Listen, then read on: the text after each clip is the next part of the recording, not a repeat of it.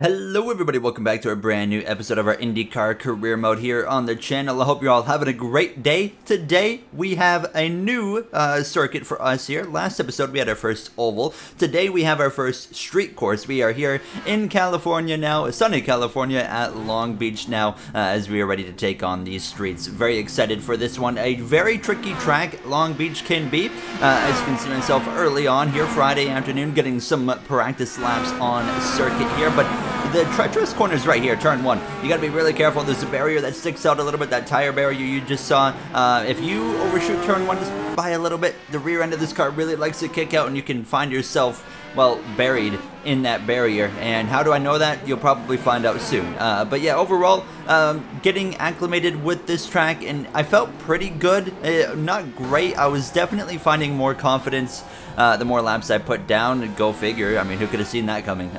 But yeah, I mean, I was feeling pretty good every time I was just putting an extra lap in on this car. I had Renus VK, I think that was just behind me at this point in time. But you can see myself now getting through turn one on board. A little bit more scary than it looks when it's in the replay cameras now. But I mean, the walls are right there, right at you all Grand Prix long here now. But of course, it is a little bit spacious. You do have a little bit of room to work with here now. But yeah, those walls jump at you quick. And now I would find out you can't overshoot turn one, because I would go crashing here in practice and absolutely destroy the car.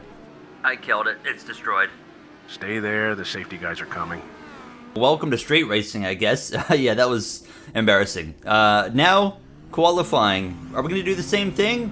Or are we going to put down a heck of a qualifying run? We're going to find out very quickly here. Now, starting our qualifying lap here in Long Beach. Only 7.5 minutes left in the session as we head down towards turn one. Full beans into turn one. I was going for the quickest lap I could get here. Now and immediately we do it again. And there's Pato O'Ward in the McLaren. We've just taken him out.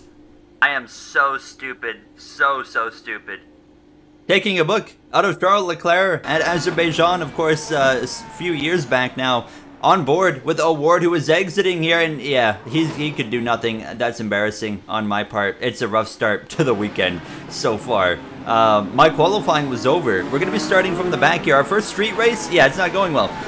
So I'm hopeful in the Grand Prix we can do better and, well, just quite simply not suck. I feel like I was actually good everywhere except for that turn one. It just seemed to be where things were going wrong. Last week's winner, Kyle Kirkwood on pole. Alex Palou finally bouncing back from a rough start in the season, starting second with her to third. You see the rest of the qualifying order on your screen. Grosjean and Rosenqvist there, fourth and fifth. But we were ready to go racing here. I think I'm going to start next episode, probably doing some little cool intros before the races, so stay tuned on that. But I don't have it for this one, but like I said, I'm going to start doing it. But yeah, race number 3 of our IndyCar career.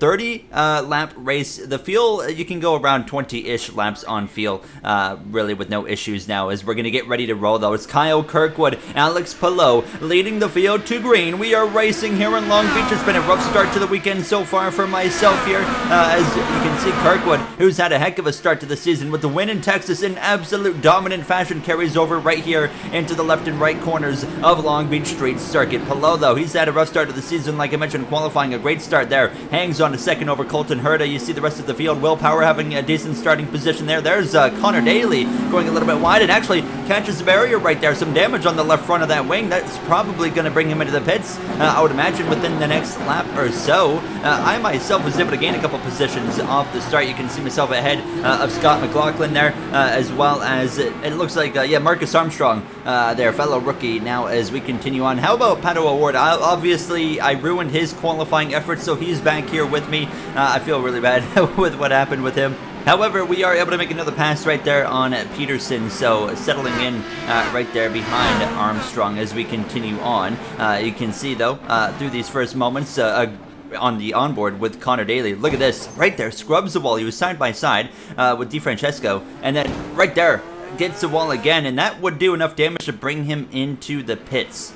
That will be another spot for myself. Kirkwood already driving away, and same for Palou's driving away from third on back as Herta's trying to defend over Roman Grosjean now as we continue settling in behind O'Ward. Now I find myself planted right here in about 24th place for a little while, because the main reason is, as I have Benjamin Peterson actually sending one up my inside right there. Hold on a second before we focus on Award. We're drag racing here on the tight streets now. Not a lot of room to work with, but I'm not giving up this position very easy. We're a young rookie trying to prove our worth here in IndyCar, and we haven't done a good job this weekend, so the race, of course, is the opportunity to kind of change the opinion of the people, but I would hang on to the position over Peterson, and we would run back down Award. There was this big train of cars. It almost looked like an F1 DRS train, kind of, but obviously not the scenario that we find ourselves in. But I was just trying to find that comfort. After the mistake I made in practice, the mistake I made in qualifying, I was trying to just find comfort before I could really push. We're on these primary tires, by the way. A big slide into the right-hander, big save as well.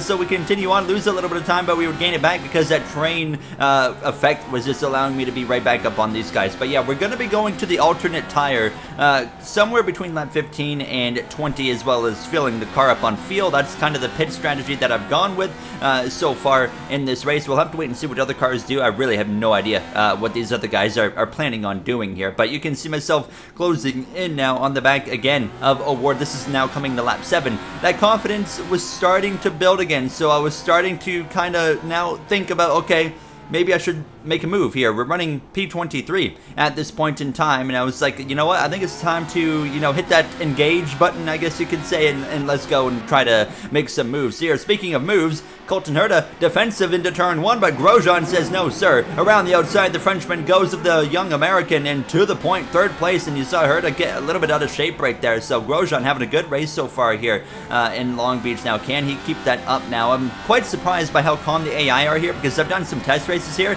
They get pretty wild and crash a bit, but we weren't really seeing anything besides Connor Daly's issue on the opening lap of this Grand Prix. So here we are, lap 10, still in P23 after everything. But now, here we go. The confidence up, the opportunities there. We're going to lunge one up the inside of Award here, side by side. He's on those alternate red striped tires, but of course, the grip seems to be falling away from that car. That starts way better, of course, on grip now, as you can see pit window kicking off. That's Joseph Newgarden in.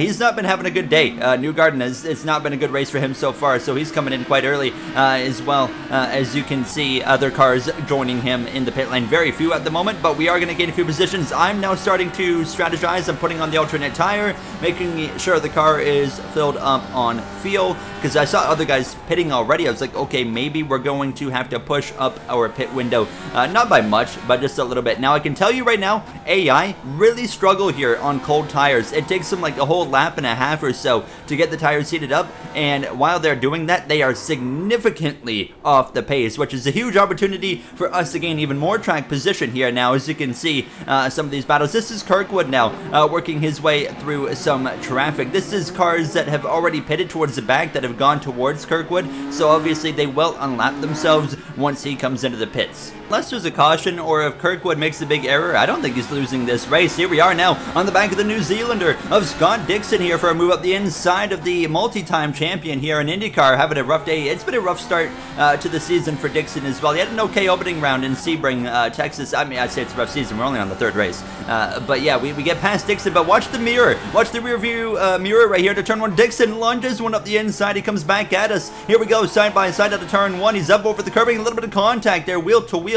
We hang on. Dixon probably not going to be a fan of that contact right there as we continue on. He's, of course, no stranger to run-ins with young drivers at Long Beach, of course. Think back to Pato Award. Here I am on the back of Christian Lundgaard. This was a driver leading the train originally, and I was able to pass him now and move my way forward. He was really, really struggling now on pace, so we get past him. We're up to now P15 with the pit cycle kicking off. Other drivers coming into the pits. We were getting ready. I have about 5 laps of fuel left, I'm told, so we can go to about lap 22 if we really wanted to, but I decided here towards the end of lap 18, let's just come in now, and we're going to put on those alternates. We've run a really, really good race so far. A calm, patient race. I think patience has been the big thing for keeping me in the mix here. So we're going to come in and fill it up on fuel, and you see the primaries come off. The alternates are going to go on. Pay attention. It's going to be about a 7.4 second pit stop. We'll get back rolling here, and like I said, keep an eye on all the drivers around us here that are going to be on cold tires. First one is Renus VK. He's right there in front of us, and he was on cold tires, and you can really see the difference here between him and myself and the AI around him, because I think there's someone else up there. I think VK actually got past someone. Yes, he did, as we are going to go right through past Jack Carby right there and around the outside of VK. That's how quick we ran them down and past them. The AI are really slow on cold tires for about a lap and a half here in Long Beach. I don't know why, but I was able to benefit quite a bit here. So we cycle out through the pit window, 22nd place. Not great, but for this car, like I said, this car is not the greatest. It has had success in the past with Roman Grosjean, but this car is a lot different than when Roman Grosjean was in it. And I was still closing in on cars in front of me. Here's Joseph Newgarden. He's at the back of another train, so you can see that it looks like they were on cold tires, which was allowing me to close in. I know Newgarden wasn't, but the cars in front of him were. But they would start to get their tires heated up, and the pace would start to increase. So then it turned into, okay, we got to logically think about this and strategically make our moves. Newgarden hasn't had the pace all day. We're now P21 with the pit cycle officially complete, and up the inside there of Newgarden into the right-hander, and through we go. This is into the top 20, passing another champion of the sport like we did with Scott Dixon. A lunge up the inside of Simon Pagenaud here, another champion of the sport that we're trying to prove, hey, we've had a rough weekend, but we're out here fighting champions of the sport. A little bit of oversteer right there, but I'm going to get really aggressive. A little bit of contact right there on the right rear. Not a lot of room. That was definitely on my end there. I shouldn't have made that move, but now push to pass, active, trying to get a lunge here on Pagenaud. Now the desperation, now the excitement's kicking in. We got 9 laps to go here in Long Beach, closing in on the back of the Frenchman here of Simon Pagenaud as we head down towards turn 1. He goes a bit defensive, but I go even more aggressive up the inside, wheel to wheel, wing to wing, as we come through turn 1 contact, and we've crashed into the exit of the turn 1 barrier. I don't know, man. I tried to make the move and we just came together. It's been that kind of weekend. Practice, we crashed. Qualifying, we crashed. That time, I didn't crash myself. Well, I crashed myself, but I didn't, like, wreck myself, you know, on just lack of skill. I wrecked myself off of somebody else.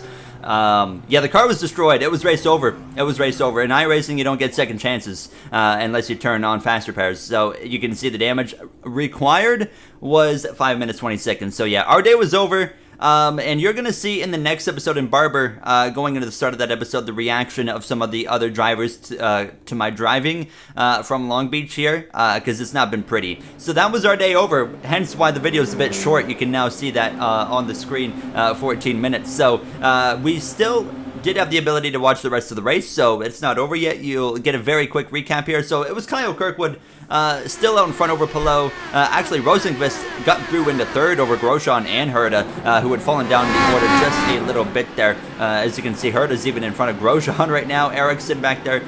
So overall, though, it was pure dominance today by the driver of Kyle Kirkwood, who won in Texas. You can see myself and Pagenaud. We were still in the pit lane. I hate to take out Simon Pagenaud, one of my favorite drivers when it comes to IndyCar.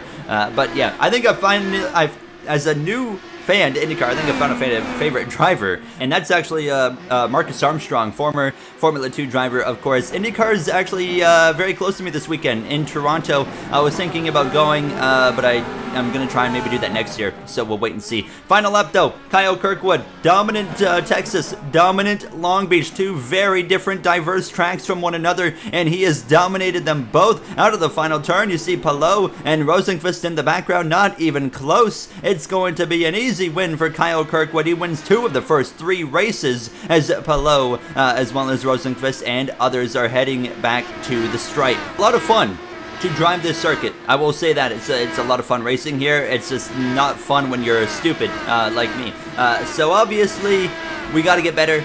We're going to a more open quote-unquote road course in the next one. We're going to Barber. That's going to be an exciting one. That's going to be my first time ever seeing that track, so I'm curious to see how that one goes. But yeah, I'm excited for the challenge. We're going to start using or showing the points now. So here is the official points. Rosenqvist at the top of the board with 3 top 5s to start the season, 8 points out of Kyle Kirkwood. We are using the official IndyCar points system, which off the top of my head, I don't even remember how it works yet. But if you need to know, just look it up. It's not really that complicated. We're 23rd in the standings after a rough Long Beach, not far behind defending champ of Willpower, who looks to turn things around going into Barber. That's going to wrap it up for myself. Thank you guys for watching. I hope you guys enjoyed so far the first 3 episodes. I'll see you guys in the next one for round 4 in Barber, where hopefully we improve. Thank you for watching. Have a great day.